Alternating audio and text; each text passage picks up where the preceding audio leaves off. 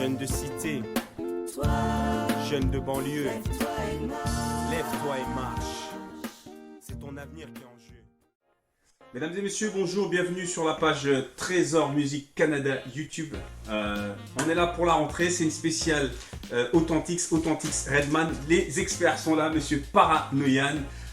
Monsieur Paranoian, comment ça va? Monsieur Gaël Manouakou. Monsieur Gaël Manouakou est là aussi, en direct de Belgique, de Paris. En France pour Monsieur Paranoian, Lille même.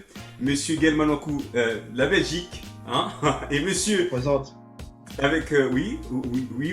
Et Monsieur Doc Shadow, alors, ça faisait un moment qu'il n'était pas avec nous, il est de retour pour la rentrée 2022. D'avoir raté LL Cool J, bon, c'est pas grave.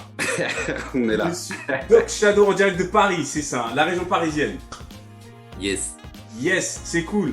Et on a aujourd'hui Monsieur Kata qui est là, qu'on verra un petit peu. Voilà, il est là, on verra pour notre spécial à mon tour de briller. Alors, on va démarrer. Tout de suite, comme d'habitude, vous connaissez le drill, c'est simple. Je vais faire une présentation de Redman, sa biographie, son historique, sa discographie. Et ensuite, on va avoir à mon tour de briller avec Kata qui est là aujourd'hui, notre rappeur. Et on va se poser avec nos experts qui sont là, monsieur, nos trois experts qui sont là. On attend aussi monsieur ZPN David, à moins que des choses arrivent. Mais en tout cas, on va se poser avec nos experts. On va se poser 5 questions concernant Redman. Vous aurez la possibilité de pouvoir communiquer avec nous en direct, puisque nous sommes en direct sur la page Trésor Musique Canada sur YouTube.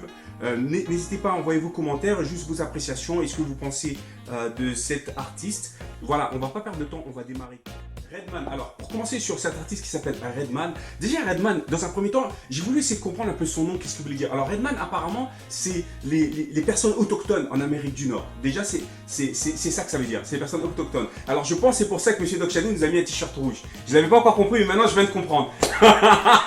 Voilà, alors, son vrai prénom c'est Reginald Noble. C'est un rappeur américain, il est DJ, c'est un producteur, c'est un acteur, c'est un artiste qui a connu sa gloire, ou la reconnaissance dans les années 90, donc on revient sur cette vibe des années 90, il a collaboré avec des artistes comme Method Man et beaucoup d'autres, il a été signé dans le label Def Jam, et il a aussi créé son propre label avec lequel il a sorti des projets. Alors aujourd'hui c'est très simple, c'est en 3 points, 1, biographie, 2, discographie, 3, Time for some action. Alors ça c'est une chanson qu'aujourd'hui on va faire un truc un peu spécial, je vais commenter un peu une de ces chansons, on va juste essayer de voir un peu le travail artistique qu'il fait sur les morceaux, sur une de ses chansons. Alors on va attaquer direct avec sa biographie. Alors il s'appelle Reginald, Reggie pour ceux qui veulent, il est né à New Jersey en avril 1970, il vivait avec sa maman qui s'appelait Darlene. Malheureusement, parce que comme beaucoup de rappeurs, il faisait un peu des affaires illicites, il vendait de la drogue et des choses comme ça. Sa maman va gentiment le mettre dehors de la maison.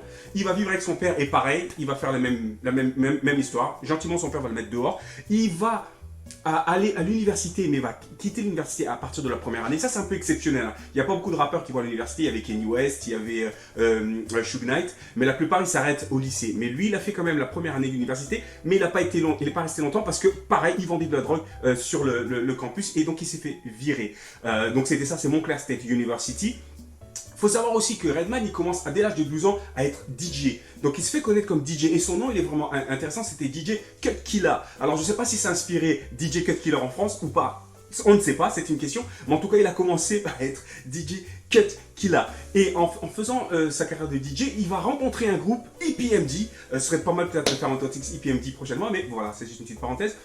Avec Erick Sermon, et Erick Sermon va lui demander de venir habiter chez lui, parce qu'Erick Sermon aime beaucoup le talent de monsieur Redman. Et Redman, alors donc il va devenir l'homme à tout faire, entre guillemets, il va porter les bagages, il va rapporter les micros sur scène, il va les aider, il va même remplir des trous en fait pendant les shows, s'il y a des trous, c'est lui qui va combler ces trous-là. Et il va avoir l'opportunité de monter sur scène et de pouvoir faire un freestyle qui va changer sa carrière. En fait, Erick Sermon va lui donner cette opportunité de pouvoir rapper, et il va faire un freestyle, il va rapper de A jusqu'à Z, avec les lettres A jusqu'à Z, et ça va lancer sa carrière. Dans la foulée, il va se faire signer chez Def Jam et il va sortir son premier album What The avec justement le morceau que je vais vous parler tout à l'heure viendra de cet album. Il y aura 2 singles, How to Roll a Blunt, comment rouler un joint, et Tonight That Night, ce soir.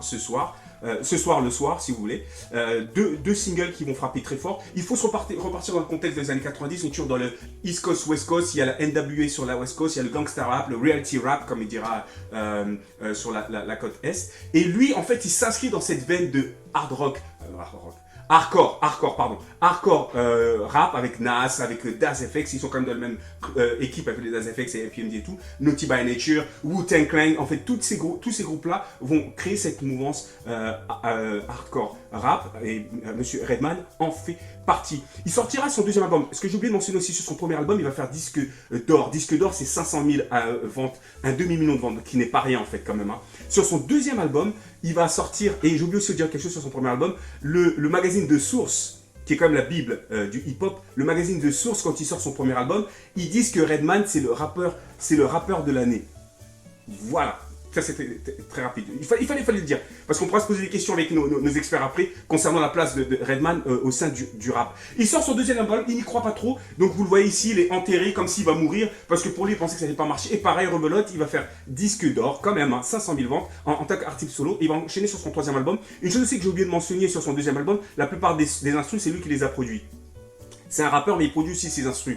Et là, il sort son troisième album, Muddy Waters, où quand même il y a une production aussi avec Eric Sermon, bien sûr, qui est quand même son mentor, qui travaille beaucoup. Il y a aussi un titre qui a travaillé avec Tupac Shakur. Bien sûr, on ne peut pas parler de Redman sans parler de Method Man. Il y a cette collaboration avec Method Man du Wu-Tang Clan qu'on a déjà fait ici à Authentics. Ils ont sorti Blackout 1 et Blackout 2. Et ils ont sorti aussi How High, le soundtrack du film How High, où les deux sont acteurs. Et ils ont aussi fait une série télé ensemble. Donc, la connexion Redman et Method Man, c'est une connexion à succès, c'est quelque chose qui lui a permis de faire de passer aussi dans le côté mainstream, comme on dit. Parce qu'à partir de là, en fait, il faut aussi des featuring avec Christina Aguilera, qui lui permet de devenir populaire dans cette Amérique, aux États-Unis et puis dans le monde aussi. Il a aussi fait des featuring avec Snoop Doggy Dogg, l'un des patrons du gangsta rap et un des grands rappeurs. Pink aussi, et aussi Dru Hill, il faut le mentionner dans la chanson How Deep Is Your Love For Me, il y a un remix où c'est Redman qui rappe, il faut le mentionner, Dru Hill, une spéciale, un groupe que j'aime beaucoup. Voilà, ça c'est la discographie de Redman. Il faut savoir quand même que c'est un artiste qui est sorti dans les années 90. On est en 2022 et il continue à sortir encore dans la musique. Ça fait plus de 30 ans qu'il est là et qu'il continue à déchirer parce que si vous allez sur YouTube, vous verrez ses derniers morceaux, ils ont plus de millions de vues. Donc c'est quand même incroyable. C'est-à-dire que même les générations d'aujourd'hui, je pense, ou peut-être les générations d'avant, je ne sais pas c'est qui écoute, qui regarde ça, mais il y a plus de 9 millions de personnes qui continuent à suivre Redman sur YouTube. Donc voilà, on revient maintenant sur Time for Some Action, ce single qu'il a sorti sur son premier album. Pourquoi je m'arrête sur ce single-là qu'on écoutera à la fin de Authentics? C'est parce que ce single-là, c'est le Zygat. Le Zygat, on en avait déjà parlé ici à Authentics. Zygat, c'est quand en fait il y a un artiste qui arrive à capter l'esprit d'un instant, d'un moment historique. Et en fait, ce morceau, Time for Some Action, c'est un morceau classique qui nous fait revenir dans les années 90. Il y a deux choses qu'il faut comprendre très vite dans ce morceau-là. Bon, déjà, il y a des samples de How I Could You, Just Kill a Man by Miss Freeze, Lowell Fulson, Jimmy McCracklin et beaucoup d'autres. Et puis là, je vous ai mis les références pour que vous puissiez regarder si vous le voulez. Mais aussi, il y a les lyrics. J'ai mis les paroles. Pourquoi les paroles sont importantes? Parce que dans le rap, il y a ce qu'on appelle l'ego trip. L'ego trip, c'est quand, ben voilà, je suis le plus fort, je suis Superman. Il y a aussi le freestyle et l'improvisation qui montrent que voilà, tu dois savoir pouvoir rapper avec un flow et une technicité et puis une façon de jouer avec les mots qui permet de montrer aux gens que t'es un tueur. Donc tout ça, on retrouve ça sur ce texte-là. Et il y a aussi un clin d'œil à Tupac ici.